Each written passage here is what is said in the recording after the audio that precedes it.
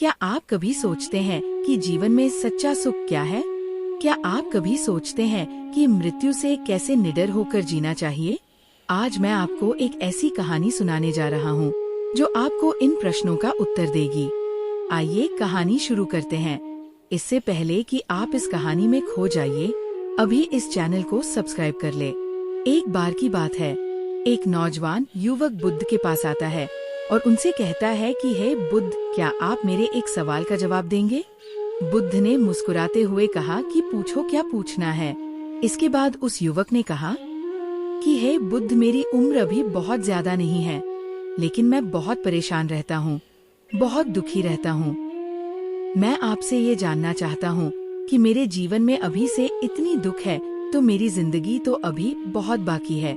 क्या मेरे जीवन में दुख बढ़ते ही रहेंगे कि इन दुखों से छुटकारा पाने का कोई रास्ता नहीं है? ये सुनकर बुद्ध कहते हैं कि कहाँ है तुम्हारे दुख? मुझे तो दिखाई नहीं दे रहे। ये सुनकर वो युवक कहता है कि ये बुद्ध, दुख तो मेरे अंदर है, मेरे भीतर है, वह आपको कैसे दिखाई देंगे? ये सुनकर बुद्ध उसी वक्त से पूछते हैं कि क्या तुम्हें अपने दुख दिखाई देते हैं? वो युवक कहता है कि यहाँ बुद्ध में अपने दुखों को भली भांति देख रहा हूँ। तब बुद्ध ने पूछा कि दुखों का मूल क्या है बुद्ध में, और उस युवक में चर्चा चल ही रही होती है कि तभी एक भिक्षु दौड़कर वहाँ पर आता है। वह भिक्षु तथागत बुद्ध के कान में कुछ कहता है। इसके बाद बुद्ध उसी वक्त से कहते हैं कि चलो, आज मैं तुम्हें जीवन का सत्य दिखाने के लिए एक जगह पर लेकर चलता हूँ। वहाँ पर तुम्हें कुछ भी नहीं बोलना है, चुपचाप सारी बातें सुनते रहना है। इसके बाद तुम्हें अपने सारे प्रश्नों के उत्तर खुद ही मिल जाएंगे। यह कहकर वह युवक गौतम बुद्ध के पीछे पीछे चलने लगता है। कुछ दूर मिलने के बाद गौतम बुद्ध एक घर में प्रवेश करते हैं। घर में प्रवेश करने के बाद वो युवक और तथागत बुद्ध देखते हैं कि वहाँ पर बहुत सारे लोग खड़े हैं और बीच में चारपाई पर एक वृद्ध आदमी लेटा हुआ है। बुद्ध को देखते ही सभी लोगों ने उनके लिए रास्ते बनाए और बुद्ध उस आदमी के पास वहीं उसके चारपाई पर जाकर बैठ जाते हैं। वो युवक भी पास में ही बैठ जाता है। इसके बाद वृद्ध आदमी जो चारपाई पर लेटा हुआ था कहना शुरू करता है कि हे बुद्ध, मैं नहीं जानता कि मेरे जीवन में कितनी सांसें और बचे हैं। पता नहीं किस वक्त मुझे भगवान के घर से बुलावा जाए। मैं मरने से पहले अपने कुछ सवालों के जवाब आपसे जानना चाहता हूँ।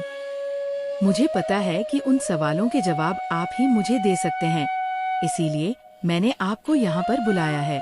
इसके बाद उस वृद्ध आदमी ने कहना शुरू किया कि ही बुद्ध, अपने आखिरी वक्त में मुझे अपने बचपन के दिन बहुत याद आ रहे हैं। मैं अपने बचपन के दिनों को याद करता हूँ और सोचता हूँ कि वह भी क्या दिन थे, ना कुछ पानी की फिक्र, ना कुछ खोने का गम। बचपन के उन दिनों को याद करके मेरी आंखों में आंसू आ जाते हैं। मुझे लगता है कि कितनी आजादी थी। उस समय मेरा मन कितना खुला हुआ था। मन में कुछ भी पाने की इच्छा नहीं थी। जीज भी खेल में लग जाते थे, उसी खेल में पूरे दिन लगे रहते थे।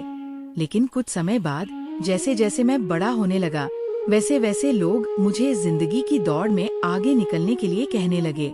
मेरे पिता अक्सर मुझसे कहा करते थे कि तुम पढ़ाई में अपने भाई जैसे क्यों नहीं हो, तुम दूसरे लोगों से पीछे क्यों रहते हो। ये सब सुनकर मेरा मन बहुत बेचैन रहने लगा।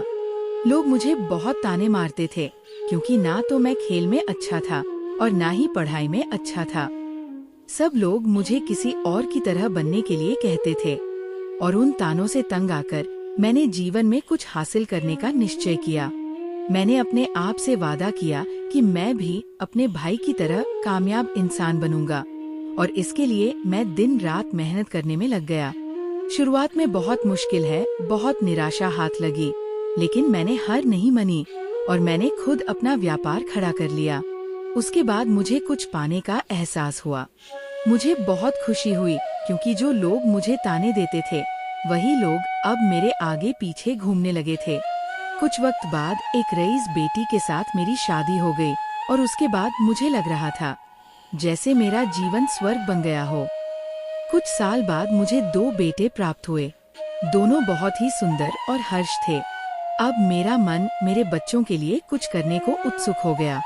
मैं और भी ज्यादा धन कमाने में लग गया और जल्द ही मैं अपने नगर का सबसे बड़ा व्यापारी बन गया। सब कुछ अच्छा चल रहा था, लेकिन अनहोनी को कौन टाल सकता है। एक दिन अचानक मेरी पत्नी मुझे छोड़कर चल गई। इससे मुझे बहुत गहरा सदमा पहुंचा। मैं कई दिनों तक अपने घर से बाहर नहीं निकला।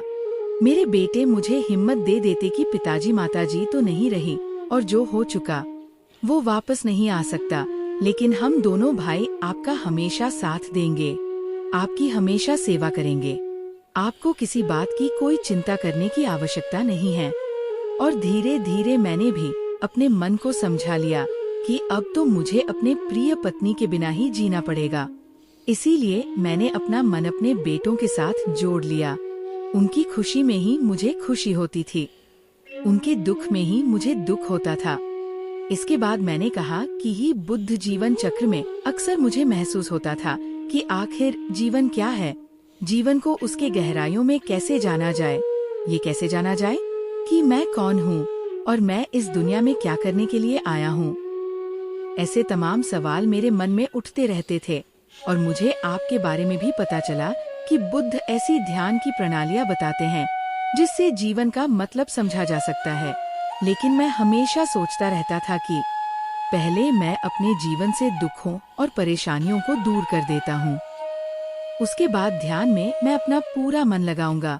और यही सोच सोचकर मैं कभी ध्यान नहीं कर पाता था। धीरे धीरे वक्त भीतर और आखिर में उम्र ढलने के बाद में बीमार पड़ गया। वैसे मेरे जीवन में कोई कमी नहीं रही। मेरे बेटों ने मेरा अच्छा साथ दिया। मैंने जीवन में बहुत कुछ हासिल भी किया, लेकिन अब मैं अपने जीवन में अगर पीछे मुड़कर देखता हूँ तो मुझे एहसास होता है कि मेरे बचपन के दिन ही सबसे प्यारे दिन थे। तब उस आदमी ने बुद्ध से पूछा, मैं चंद मिनट का मेहमान हूँ, ये मैं जानता हूँ, लेकिन क्या कुछ ऐसा सूत्र मुझे बता सकते हैं जिससे कि मैं सुकून से मर सकूं? मेरे मन के सारे सवाल जवाब शांत हो जाए और मैं जीवन का असली मतलब समझकर मर सकूं। ये सुनकर बुद्ध ने कहा कि हर इंसान को बचपन के दिन प्रिय क्यों होते हैं? क्योंकि उस समय उसे कोई भी चिंता ही नहीं रहती। वो आजाद होता है, उसके मन में कोई लालसा नहीं होती। जिस काम में भी लग जाता है उसी में मग्न हो जाता है। लेकिन जैसे जैसे इंसान की आयु बढ़ाने लगती है, वैसे वैसे उसकी इच्छाएं, उसकी कामनाएं दिन ब दिन बढ़ती जाती है। और इसीलिए अक्सर इंसान भविष्य की तैयारी में लगा रहता है या फिर अतीत के बारे में सोचता रहता है और वह वर्तमान में जीना भूल जाता है। और वहीं अगर हम किसी छोटे बच्चे को देखें तो उसके लिए कोई भविष्य या कोई अतीत नहीं होता, उसके लिए बस वर्तमान होता है और इसीलिए वो वर्तमान में पूरा आनंदित होकर रहता है। तुमने अपना पूरा जीवन अपनी कामयाबियों, अपने बेटों, अपनी पत्नी और अपने भविष्य की योजनाओं में ही बिता दिया और तुम हमेशा यही सोचते रहे कि पहले मैं अपने जीवन को व्यवस्थित कर लेता हूँ और उसके बाद सत्य की खोज करूँगा, उसके बाद ध्यान करूँगा। लेकिन हम ये भूल जाते हैं कि कल कभी नहीं आता, भविष्य की योजनाएं कभी पूरी नहीं होती। जब एक योजना पूरी होती है तो हमारा मन दूसरी योजनाएं बना लेता है और इस प्रकार जीवन चक्र चलता रहता है। और अब आखिरी समय में जब मृत्यु तुम्हारी सया पर लेटी हुई है तो तुम्हें एहसास हो रहा है कि मैंने जीवन में कुछ भी हासिल नहीं किया। अब तुम्हें लग रहा है कि जो भी तुमने किया उसमें से तुम एक सुई भी अपने साथ नहीं ले जा सकते। अगर यही बात तुम उसे वक्त समझ लेते, मृत्यु कभी निश्चित होकर नहीं आती, वो तो कभी भी है सकती है। अगर ये बात उसे वक्त तुम्हारा मन समझ लेता तो तुम उसी वक्त ध्यान और सत्य की खोज में लग जाते। तुम कोई ऐसी चीज खोजने की कोशिश करते जो तुम्हारे साथ जा सके, जो तुम्हें परिपूर्णता से मरने का मार्ग दिखा सके। उसे वृद्ध आदमी ने हाथ जोड़कर बुद्ध से कहा कि बुद्ध, यह तो मैं जानता हूँ कि मुझसे गलतियाँ हुई है, मैंने अपने जीवन को सार्थक रूप से जिया ही नहीं और इस बात का मुझे बहुत गहरे में एहसास हो चुका है। लेकिन मैं आपसे फिर से वही सूत्र जानना चाहता हूँ कि क्या मैं अभी परिपूर्णता के साथ नहीं मर सकता? क्या मुझे अभी सत्य की कोई झलक नहीं मिल सकती? ये सुनकर बुद्ध ने उसे आदमी का बहुत सहलाते हुए कहा कि अब तो एक ही सूत्र समझने लायक रह जाता है और वह सूत्र यह है कि तुमने जीवन में जो कुछ भी पाया या जो कुछ भी खोया वो सब यहीं पर छोड़कर चले जाओ। उसे अपने मन के साथ जोड़कर मत ले जाओ। अपने मन में ये भाव पैदा करो कि तुमने अपने जीवन से बहुत कुछ सीख लिया और वास्तविकता में तुमने अपने जीवन में बहुत प्रगति की है, क्योंकि तुमने ये जान लिया है कि जीवन में कुछ भी सार्थक नहीं है, और ये जानना भी बहुत बड़ी उपलब्धि होती है। लोग जीवन भर जीते जीते मर जाते हैं, लेकिन उन्हें जीवन की निरर्थकता का कोई पता नहीं चलता।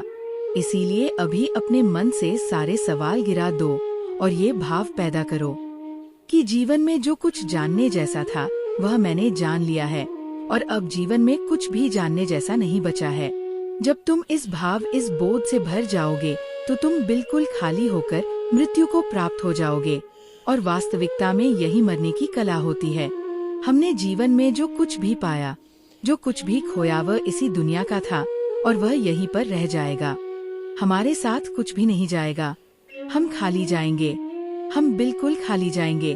और जो लोग अपने मन से बिल्कुल खाली होकर जाते हैं, वास्तव में उनके अंदर ज्ञान का दीप जल जाता है और वह आगे चलकर दूसरे जन्मों में उसे निर्वाण की स्थिति को प्राप्त कर सकते हैं। लेकिन उससे पहले तुम्हें इस जीवन की निरर्थकता को समझना होगा। यहाँ पर कुछ भी पाना या कुछ भी खोना कोई मायने नहीं रखता। इसके बाद बहुत देर तक मैंने कोई सवाल नहीं पूछा और वह मुस्कुराते हुए मृत्यु को प्राप्त हो गया। इसके बाद बुद्ध ने उसे नौजवान युवक से पूछा कि क्या तुम्हें अपने सवालों के जवाब मिले, और मिले तो तुम्हें क्या जवाब मिले, सभी को बताओ। उसी वक्त में कहा कि हे बुद्ध, मुझे अपने सवालों के जवाब मिल गए हैं। वृद्ध आदमी के जीवन चक्र से मैं समझ गया हूँ कि जीवन में कुछ भी पाने जैसा नहीं होता। सुख हो या दुख हो, सब कुछ यही पीछे रह जाता है, और अगर हम इसी चक्कर में फंसे रह जाएंगे तो हम सत्य को कभी नहीं जान पाएंगे। इसीलिए जीवन में सुख और दुख तो चलते ही रहेंगे। इसके साथ साथ चलते हुए ही हमें सत्य की खोज करनी पड़ेगी। लेकिन बुद्ध, मेरे मन में अब भी एक सवाल बाकी है जिसका जवाब जानना सबके लिए बहुत ज्यादा जरूरी है। मेरा सवाल है कि मैं ध्यान की यात्रा करने के लिए बहुत प्रेरित हुआ हूँ, लेकिन मुझे कोई मार्ग नहीं पता। ध्यान कैसे किया जाता है कि ध्यान की सभी प्रक्रियाएं तुम्हें होश में लाने के लिए ही बनी है, तुम्हें वर्तमान में लाने के लिए बनी है।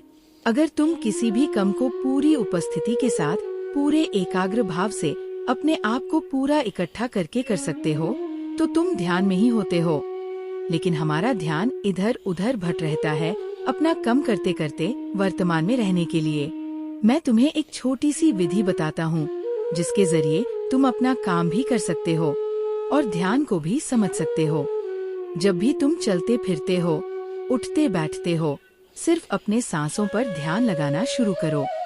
सांस किस नाक से आ रही है, किस नाक से जा रही है, न कि कौन से कोने से टकरा रही है। सिर्फ तुम उसके साक्षी भर हो जाओ, सिर्फ उसको देखते रहो। कुछ भी काम कर रहे हो, चल रहे हो, फिर खाना खा रहे हो, सिर्फ अपने सांस पर ध्यान लगाओ। और यह करते वक्त तुम्हें महसूस होगा कि तुम्हारा दिमाग, तुम्हारे विचार तुम्हें इधर उधर ले जाते हैं। लेकिन थोड़ी देर बाद तुम्हें फिर से होश आएगा कि तुम्हें अपनी सांसों पर ध्यान लगाना है, और तुम्हारा ध्यान फिर से सांस ऑटोमेटिक जाएगा। और धीरे धीरे जब तुम अपने विचारों को देखने लगोगे तो तुम पाओगे कि विचार विलीन होने लगे हैं। तुम्हारे अंदर बसे खाली मैदान बचा हुआ है। सारे सवाल जवाब विलीन हो चुके हैं। इसके बाद बुद्ध ने कहा कि सांसें जो होती है वो वर्तमान में चलती है, ना ही वह भविष्य में चलती है, ना ही अतीत में चलती है। वह वर्तमान होता है, वही वर्तमान स्थिति होती है। और जब तुम अपनी सांसों से जुड़ जाते हो तो तुम वर्तमान में ध्यान लगाना सीख जाते हो, क्योंकि सांसें जिन पर तुम ध्यान लगा रहे हो वो वर्तमान में चल रही होती है। इसके बाद धीरे धीरे कदम दर कदम तुम्हें ध्यान का खुद ही एहसास होने लगेगा। फिर तुम जो भी काम करोगे उसमें तुम्हारा पूरा चित्त लगा होगा। तो शुरुआत वहीं से करो जहाँ पर तुम हो। यहीं से अभी से अपनी सांसों को पकड़ना शुरू कर दो। तो दोस्तों, कैसी लगी आपको ये कहानी? कमेंट सेक्शन में जरूर बताना, और अच्छी लगी तो इस चैनल को सब्सक्राइब करना मत भूलना। तो मिलते हैं अगले कहानी में, तब तक के लिए अपना ख्याल रखें।